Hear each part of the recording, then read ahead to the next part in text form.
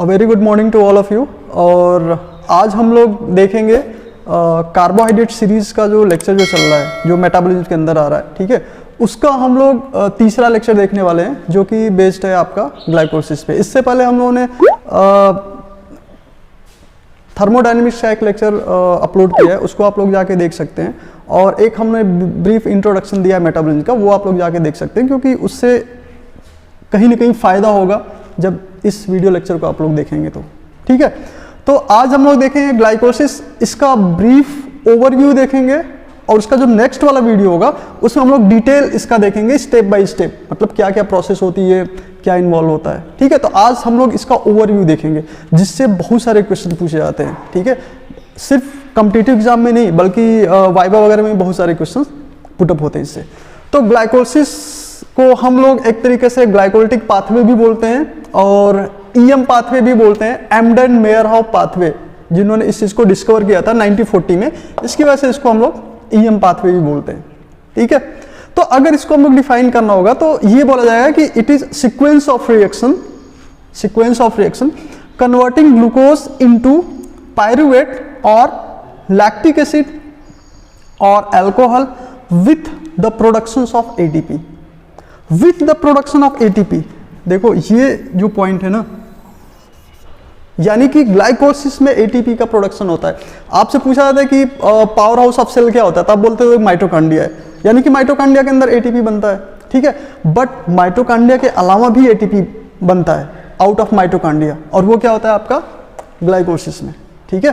तो पहले हम लोग ये देखते हैं ग्लाइकोलिसिस होती कहाँ है, और ये पाथवे है कि साइकिल है। जैसे हमने फर्स्ट वाले जो मेटाबॉलिज्म में बोला था कि जो मेटाबॉलिक स्टेप्स ऑफ रिएक्शंस होते हैं वो साइकिल भी हो सकता है और पाथवे भी हो सकता है। तो ये नाम से क्लियर हो रहा है कि एक पाथवे है, यानी कि साइक्लिक फॉर्म में नहीं है, एक आपका जो सबस्ट्रेट है वो फाइनली एक प्रोडक्ट बनाएगा, क्लियर है, विथ स्टेप ऑफ रिएक्शंस। तो ये पाथवे है। दूसरी चीज ये चलती कहाँ पे है, तो ये आपका होता है होने का क्या मतलब होता है, बेसिकली दो चीज देखा जाता है कि सेल के अंदर ये कहाँ पे हो रहा है, ठीक है। तो अगर हम सेल की बात करें, ये मान लीजिए कि ये सेल है, ठीक है। तो सेल के अंदर न्यूक्लियस होता है और सब सेलुलर ऑर्गेनेल्स भी होते हैं, जैसे माइटोकॉन्ड्रिया। क्योंकि ज़्यादातर हम लोग जो मेटाबॉलिक स्टेप्स पढ़ते हैं ना, वो आइदर साइटोसॉल या फिर माइटोकॉन्ड्रिया की बात करते हैं, ठीक है। तो ये जो ग्लाइकोलिसिस है वो साइटोसॉल के अंदर होती है, माइटोकॉन्ड्रिया के अंदर नहीं होती है, ठीक है। और इसका जो प्रोडक्ट बनता है वो मूव करता है माइटोकॉन्ड्रिया के अंदर, क्लियर।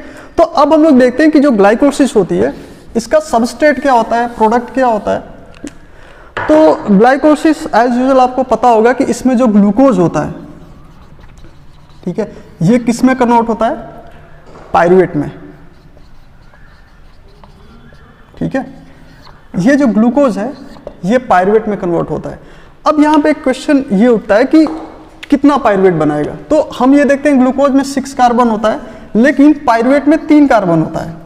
तो यहीं से आप बोल दोगे कि सर ये जो एक ग्लूकोज मॉलिक्यूल 2 पायरुवेट मॉलिक्यूल बनाएगा, ठीक है। अब अगर ग्लाइकोलिसिस को मेजर हम लोग कैटेगराइज करें कि ये कितने स्टेप में होगा, ठीक है, तो इसको हम लोग 3 स्टेप में कैटेगराइज करते हैं। और ग्लाइकोलिसिस को पूरा पढ़ना है तो आपको 3 स्टेप में आप लोग पढ़ते होंगे। पहला जो स्टेप हम लोग बोलते हैं energy investment phase, energy investment phase, ठीक है। दूसरा क्या होता है स्प्लिटिंग फेज, स्प्लिटिंग फेज। और तीसरा क्या होता है पे ऑफ फेज, पे ऑफ फेज, या कुछ लोग इसको एनर्जी जनरेशन फेज भी बोलते हैं, एनर्जी जनरेटिंग फेज। इसका नाम बेसिकली इसके नेचर के ऊपर बोला गया है। जैसे जो एनर्जी इन्वेस्टमेंट फेज होता है, इसमें क्या होता है कि जो ग्लूकोज होता है, ग्लूकोज 6 कार्बन का होता है, इसको कन्वर्ट किया जाता है फ्रक्टोज 1,6 बिस फॉस्फेट।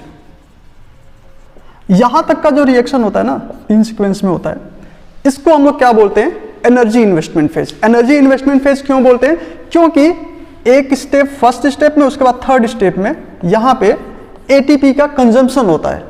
तो ओवरऑल इस ग्लूकोज को फ्रक्टोज 1,6 फॉस्फेट में कन्वर्ट करने के लिए लगभग 2 एटीपी की रिक्वायरमेंट होती है।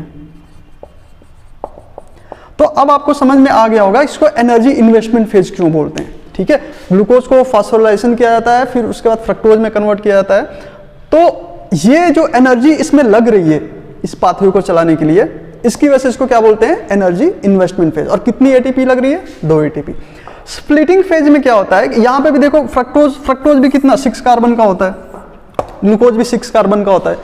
अब ये जो फ्रक्टोज है इसको ब्रेक किया जाता है 2 पार्ट में, और ये जो फेज होता है इसको क्या बोलते हैं हम, स्प्लिटिंग फेज, स्प्लिट होना। तो यहां पे जब फ्रक्टोज टूटेगा 6 कार्बन का है, तो बट अब इसमें 3-3 कार्बन के 2 पार्ट में टूटेगा।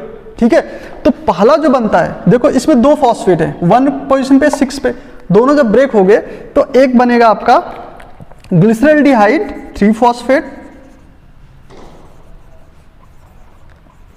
और दूसरा क्या बनेगा, डाइहाइड्रोक्सी एसीटोन फॉस्फेट। तो ये जो ग्लिसरल्डिहाइड 3 फॉस्फेट है, डाइहाइड्रोक्सी एसीटोन फॉस्फेट, ये 3-3 कार्बन के होते हैं। तो टोटल 6 कार्बन हो गए, मतलब ग्लूकोज का जो 6 कार्बन था, 3 ग्लिसरल्डिहाइड वाले में आ गया, 3 डाइहाइड्रोक्सी एसीटोन में आ गया। अब ये दोनों एक दूसरे से इंटर कन्वर्ट हो सकते हैं। तो ये जो फेज आता है इसको हम लोग स्प्लिटिंग फेज बोलते हैं ग्लाइकोलिसिस का। अब ये जो ग्लिसरल्डिहाइड 3 फॉस्फेट है, ये फर्दर वेरियस स्टेप के थ्रू लास्ट में क्या आपका बनाएगा, पायरुवेट, जो कि हम लोग नेक्स्ट उसमें देखेंगे कि how does glyceraldehyde 3 phosphate convert into pyruvate.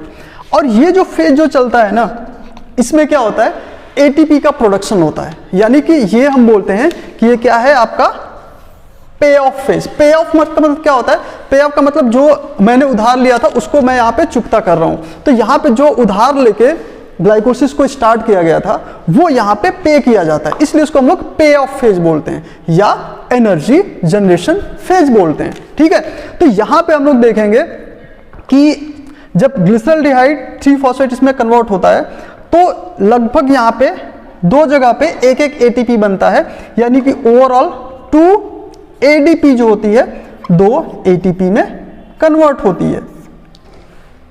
ठीक है, लेकिन एक चीज ध्यान ये दीजिएगा कि जब यहां से तो देखो एक बार चलेगी, ये भी स्प्लिटिंग भी एक बार होगा, लेकिन ग्लिसरल्डिहाइड 3 फॉस्फेट जब एक पायरुवेट बना देगा, एक ग्लिसरल्डिहाइड 3 फॉस्फेट एक पायरुवेट बना देगा, तब साइमल्टेनियसली क्या होता है कि डाइहाइड्रोक्सी एसीटोन फॉस्फेट इसमें कन्वर्ट होता है और फिर ये दोबारा एक पाथवे चलता है यहां से। यानी कि जो पे ऑफ फेज होता है ना वो 2 बार होगा ग्लाइकोलिसिस में। एनर्जी इन्वेस्टमेंट फेज एक बार, स्प्लिटिंग फेज एक बार, लेकिन पे ऑफ फेज 2 बार चलती है। इसलिए जो मैंने ये बोला कि यहाँ पे 2 एटीपी एक बार पाथवे में प्रोड्यूस होती है, तो 2 बार चलेगा तो क्या होगा, इंटू 2 हो जाएगा, यानी कि टोटल 4 एटीपी पे ऑफ फेज में बनती है। ठीक है, और इसके अलावा जब ये एक बार ये चलेगा तो एक NAD प्लस से NADH भी बनता है, तो 2 बार चलेगा तो क्या होगा, 2 NADH चलेगा बनेगा इसमें। ठीक है, और ओवरऑल जो पायरुवेट बनेगा कितना बनेगा, 2 पायरुवेट। तो ग्लाइकोलिसिस की जो समरी थी, ओवरऑल ग्लाइकोलिसिस की समरी आप लोग कैसे लिख सकते हैं, ग्लाइकोलिसिस की समरी ऐसे लिख सकते हैं कि भाई जो ग्लाइकोलिसिस होती है इसमें ग्लूकोज जो होता है वो क्या बनाता है, पायरुवेट। अभी इसको कंप्लीट करना है, ठीक है, ऐसे ही नहीं हो जाता कि इतने में लिख दिए कंप्लीट हो गया। अब आप बताओ कि कितना ग्लूकोज कितना पायरुवेट बनाएगा, एक ग्लूकोज मॉलिक्यूल कितना, 2 पायरुवेट मॉलिक्यूल।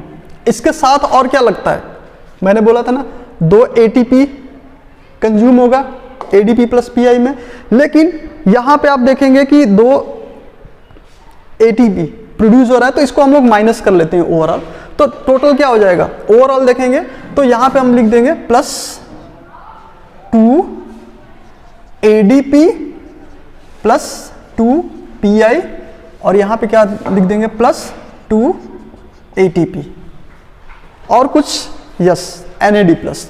तो यहां पे देखेंगे प्लस 2 NAD प्लस बोलेंगे और यहां पे क्या होगा प्लस 2 NADH।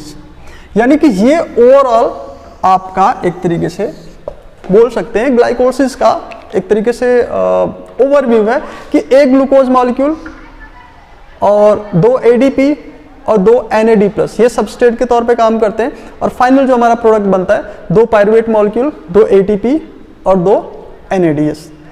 तो ओवरऑल अगर हम इसकी बात कहें तो देखो क्वेश्चन कहाँ से पूछा जा सकता है। पहला क्वेश्चन ये पूछा जा सकता है कि ग्लाइकोलिसिस में कितना ATP बनता है, कितना ATP बनता है, 4 ATP बनेगा। लेकिन अगर पूछेगा कि नेट गेन ऑफ ATP कितना हुआ, ठीक है, तो आप क्या बोलोगे, 4 में से 2 तो यहां इन्वेस्ट हो रहा है ना, आप बोलोगे नेट गेन ऑफ ATP 2 हो रहा है। ठीक है, ओके, तो इसको यहां पे हम हटा देते हैं और आपको यह समझ में आ गया होगा कि जो ग्लाइकोलिसिस के जो फेजेस हैं वो 3 फेजेस हैं। ठीक, ग्लाइकोलिसिस की इंपॉर्टेंस क्या है, मतलब ग्लाइकोलिसिस सेल के लिए कितना जरूरी होता है। तो पहली बात तो ये हम लोग देख रहे हैं कि ग्लाइकोलिसिस जो होता है, ठीक है, वो ATP प्रोड्यूस कर रहा है, ATP प्रोड्यूस कर रहा है कहां पे, साइटोसोल में। यानी कि ग्लाइकोलिसिस जो है वो माइटोकांड्रिया की जरूरत नहीं है ATP प्रोडक्शन के लिए, क्योंकि हम लोग ज्यादातर पढ़ते हैं कि माइटोकांड्रिया में ATP प्रोड्यूस होता है, बट माइटोकांड्रिया अगर किसी सेल में नहीं है तो भी ग्लाइकोलिसिस के थ्रू ATP बनेगा। यानी कि ये इंपॉर्टेंट पाथवे एक तरीके से हो जाता है किसके लिए, ऐसी सेल्स जिसमें माइटोकांड्रिया नहीं होती है। कोई एग्जांपल बता सकते हैं कि जिसमें माइटोकांड्रिया ना हो, ऐसा कोई सेल? बहुत ही फेमस सेल है इरिथ्रोसाइट। इरिथ्रोसाइट्स में माइटोकांड्रिया नहीं होती है, न्यूक्लियस भी नहीं होता है। ठीक है, तो अगर हम ये बोलें कि क्या इरिथ्रोसाइट में ATP बनेगा, यस बनेगा, माइटोकांड्रिया उसमें नहीं है बट इरिथ्रोसाइट में ATP की सिंथेसिस होगी। तो नेक्स्ट क्वेश्चन ये पूछ सकते हैं कि कहां बनेगी उसमें और कौन सा पाथवे उसमें इन्वॉल्व होगा। तो but obvious glycolysis operate in erythrocyte, और उसकी वजह से क्या होगा, वहां पे हम देखते हैं कि कुछ ATP बन सकता है। क्लियर? तो ग्लाइकोलिसिस का पहला इंपॉर्टेंट पॉइंट तो यही हो गया कि glycolysis is very important for ATP production in those cells who have not mitochondria. Clear?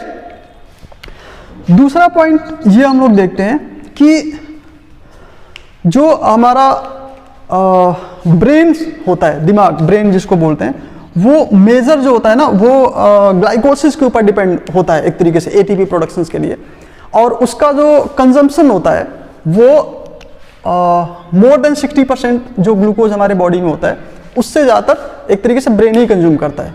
यानी कि अगर ग्लूकोज की डिफिशियंसी हो रही है तो सबसे पहले ब्रेन हमारा अफेक्ट होता है और चक्कर आना शुरू हो जाता है। ठीक है, तो ब्रेन सेल्स जो होती है वो मेजर ग्लाइकोलिसिस के ऊपर डिपेंड करती है। ठीक है, इसलिए ग्लाइकोलिसिस का इंपॉर्टेंट देख सकते हैं कि ब्रेन में भी एक तरीके से ब्रेन को एक्टिविटीज रेगुलेट करने के लिए।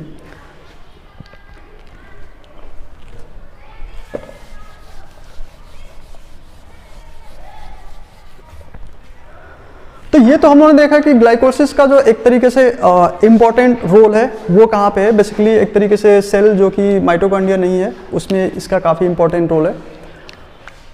तीसरी चीज़ ये होती है कि कभी कभी हम लोगों को ये बताया जाता है ना कि ग्लाइकोलिसिस एरोबिक और एनारोबिक वाला कॉन्सेप्ट क्या है। ठीक है, तो इसको भी देख लेते हैं। एरोबिक का मतलब क्या होता है,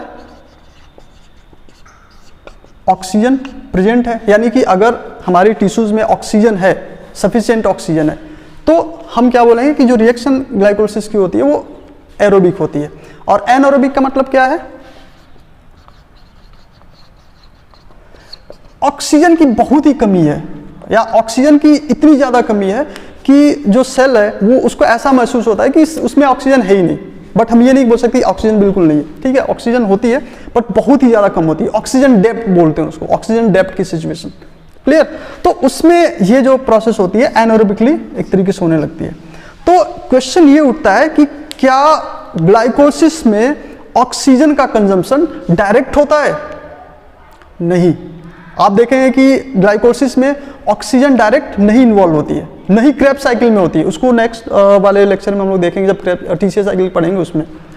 तो ग्लाइकोलिसिस जो है फिर इसको एरोबिक एनारोबिक क्यों बोलते हैं? क्योंकि जब अगर ग्लाइकोलिसिस में अगर ऑक्सीजन की जरूरत ही नहीं है, मतलब उसमें ऑक्सीजन डायरेक्ट इन्वॉल्व ही नहीं होता है, then why we call it aerobic और एनारोबिक? क्वेश्चन ये तो उठता ही है फिर। तो हमको ये समझ में आता है कि कहीं ना कहीं फीडबैक रेगुलेशन के थ्रू अगर हम देखेंगे तो ग्लाइकोलिसिस जो है वो किससे कनेक्टेड है? जो पायरुवेट बनता है ये टीसीए साइकिल में जाता है और टीसीए साइकिल फिर इलेक्ट्रॉन ट्रांसपोर्ट चेन के थ्रू एटीपी बनाती है, यानी कि ये जो लिंक है ना एक दूसरे से इंटरकनेक्टेड है। तो अगर यहां पे कोई प्रॉब्लम हो रही है टीसीए साइकिल से ईटीसी में, तो ये कहीं ना कहीं इसको भी अफेक्ट करता है। तो देखो ऑक्सीजन किस में इन्वॉल्व होता है? ग्लाइकोलिसिस में नहीं, टीसीए साइकिल में नहीं, ऑक्सीजन इन्वॉल्व होता है इलेक्ट्रॉन ट्रांसपोर्ट चेन में। बट इसका अगर ऑक्सीजन नहीं है तो यहाँ पे देखो मेजर चीज क्या होती है, ईटीसी में क्या होता है? इलेक्ट्रॉन ट्रांसपोर्ट चेन में बेसिकली एटीपी बनता है, किससे बनता है? एनएडीएस से। एनएडीएस का क्या होता है? ऑक्सीडेशन होता है, lone pair of electron generate होते हैं, इलेक्ट्रॉन ट्रांसपोर्ट चेन चलता है, उसके बाद हाइड्रोजन आयन ग्रेडियंट डेवलप होता है और फिर वो रिस्पॉन्सिबल होता है एटीपी प्रोडक्शंस के लिए। यानी कि हम एक शब्द में बोल सकते हैं कि जो NADH है इसका कन्वर्जन हो जाता है NAD प्लस में, ऑक्सीडेशन होता है और ये पूरी प्रोसेस जो है ना एक तरीके से एटीपी बनाती है। तो अब बोलेंगे सर इसका फिर क्या मतलब फायदा हुआ हमको टीसीए साइकिल और इसमें चलाने में? अगर NADH का NAD प्लस में कन्वर्जन हो रहा है तो इसका क्या फायदा हुआ टीसीए साइकिल और ग्लाइकोलिसिस में? हुआ फायदा। देखो ये जो NAD प्लस होता है ना ये क्या है? सबस्ट्रेट की तरह काम कर रहा है। किसके लिए? टीसीए साइकिल के लिए। वो हम उसमें तो देखे ही देखेंगे, लेकिन यहां पे भी देखो मैंने क्या लिखा है, ग्लूकोज एडीपी और NAD प्लस चाहिए एज सबस्ट्रेट ग्लाइकोलिसिस को ऑपरेट करने के लिए। तो अगर हम ये बोलें कि ऑक्सीजन नहीं है तो क्या होगा? ईटीसी अफेक्ट होगी, NADH का जो कन्वर्जन है NAD प्लस में वो नहीं होगा, और जब NAD प्लस में कन्वर्जन नहीं होगा तो इसका क्या होगा? हमारी सेल में डिफिशियंसी होगी। डिफिशियंसी का मतलब कमी होगी, और जब कमी होगी तो यहां पे भी ये चीज कम होगा हमको। जब ये कम होगा तो ये फॉरवर्ड रिएक्शन नहीं होगी। यानी ग्लाइकोलिसिस अफेक्ट होती है किसकी वजह से?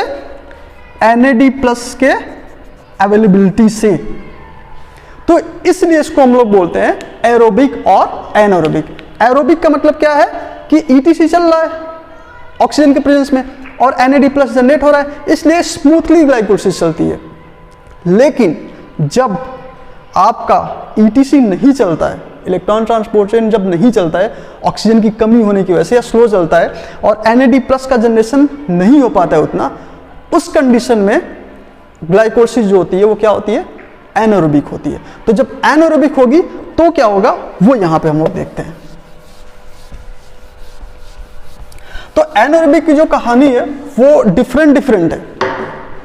बेसिकली माइक्रो ऑर्गेनिज्म में ग्लाइकोलिसिस अगर एनारोबिकली ऑपरेट हो रही है तो वो कुछ और ही प्रोडक्ट बनाता है, लेकिन अगर एनिमल टिश्यूज में एनारोबिक ग्लाइकोलिसिस हो रही है तो कुछ अलग ही प्रोडक्ट बनाता है। तो यहां पे बेसिकली दो कैटेगरी हम बोलेंगे, एक तो एनिमल टिश्यू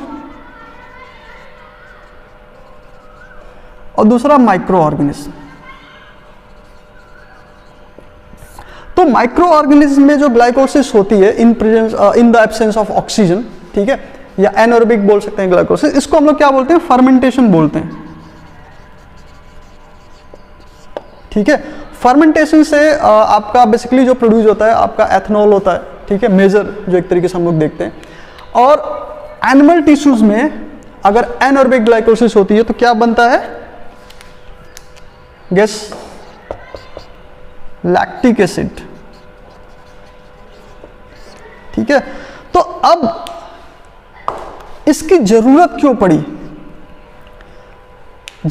पड़ी? क्योंकि ये जो चीज होता है ना माइक्रो ऑर्गेनिज्म में फर्मेंटेशन या एनिमल टिश्यू में लैक्टिक एसिड का प्रोडक्शन, वो कहीं ना कहीं क्या करता है कि ग्लाइकोलिसिस के दौरान जो आपका NAD प्लस NADH में कन्वर्ट होता है ना, इसी को रीजनरेट करता है। तो यहां पे देखो इसमें क्या होगा ना कि जो NADH है वो ब्रेक डाउन किस में हो जाएगा? NAD प्लस में। और इसमें भी देखेंगे कि आपका जो NADH है कहीं ना कहीं NAD प्लस में ब्रेक डाउन होगा, और फिर ये फर्दर यूटिलाइज किए जाते हैं ग्लाइकोलिसिस को ऑपरेट कराने के लिए। क्योंकि अगर NAD प्लस रीजनरेट नहीं होगा, ठीक है, तो ग्लाइकोलिसिस जो है वो नहीं चलेगी। ठीक है। तो इस तरीके से हम लोग देखते हैं कि अगर ऑक्सीजन नहीं है, ठीक है, तो इसका एनारोबिक होना जो होता है वो बेसिकली NAD प्लस के प्रोडक्शन के लिए होता है। तो ओवरऑल हमको आज जो है ग्लाइकोलिसिस से क्या समझ में आया? पहली चीज ये है कि एक ग्लूकोज मॉलिक्यूल 2 पायरुवेट मॉलिक्यूल बनाएगा। एक ग्लूकोज के पास 6 कार्बन होते हैं, पायरुवेट के पास 2 कार्बन होते हैं, और ये 3 फेज में होगा, energy investment phase, splitting phase, पे ऑफ फेज, ठीक है। एनर्जी इन्वेस्टमेंट फेज एक ग्लूकोज से एक ही बार चलेगा, स्प्लिटिंग फेज एक ग्लूकोज से एक ही बार होगा, लेकिन जो पे ऑफ फेज है ग्लाइकोलिसिस में एक ग्लूकोज से 2 बार चलेगा, इसलिए यहां पे जितना भी प्रोडक्शन बाकी चीजें होंगी वो 2 बार होंगी। क्लियर? दूसरी चीज हम लोगों ने ये देखा कि जो ग्लाइकोलिसिस है इसमें ओवरऑल हमको 2 NADH का फायदा होता है और 2 ATP का फायदा होता है। देखो मैंने फायदा की बात बोल रहा हूँ, प्रोडक्शन वाली बात क्या बोलते हैं, प्रोडक्शन वाली बात नहीं कर रहा हूँ। अगर मैं बोलूँगा कि एक ग्लाइकोलिसिस में कितना ATP प्रोड्यूस हो रहा है तो 4 ATP, बट फायदा 2 ATP का। और तीसरे सीक्वेंस में हम लोगों ने ये देखा कि ऑक्सीजन की प्रेजेंस या एब्सेंस ये कैसे अफेक्ट करता है ग्लाइकोलिसिस को, ठीक है। तो एक तरीके से बोलेंगे कि आपका एनारोबिक में एनारोबिक ग्लाइकोलिसिस, माइक्रोऑर्गेनिज्म और इसमें, ठीक है। तो ये तो एक ब्रीफ हम लोगों का ओवरव्यू था ग्लाइकोलिसिस के बारे में। और इसके साथ साथ एक और चीज होता है, अब बीच में देखेंगे कि रैपापोर्ट साइकिल एक चलती है, ठीक है, रैपापोर्ट लेबरिंग साइकिल बोलते हैं, ठीक है। ये भी एक इंपॉर्टेंट प्रोसेस होता है, और उसमें देखेंगे कि ये जो स्टेप है ना ATP प्रोडक्शन का, वो थोड़ा सा चेंज हो जाता है। CSIR में 2 साल पहले इसी से रिलेटेड क्वेश्चंस पूछा था, ठीक है। क्वेश्चन इसका ये था, चलिए ये आप लोगों के लिए होमवर्क भी है, आप लोग खोज के आइएगा, ठीक है। ये पूछा था कि ग्लाइकोलिसिस में कौन सा ATP प्रोडक्शन का स्टेप है जो कि स्किप किया जा सकता है। मतलब ग्लाइकोलिसिस जो है उसमें 2 हमारे ATP प्रोडक्शन स्टेप आते हैं लास्ट में 2 जगह पे, उसमें से कौन सा स्टेप जो है वो स्किप किया जा सकता है, ये क्वेश्चन पूछा गया था। आप लोगों के लिए असाइनमेंट भी है, आप लोग कमेंट सेक्शन में कमेंट कर सकते हैं कि सर कौन सा स्किप किया जा सकता है। अगर नहीं हो पाएगा तो नेक्स्ट वाले वीडियो में हम इसको आपको अच्छे से एक्सप्लेन करेंगे कि कौन सा स्टेप किस तरीके से स्किप होता है, ठीक है।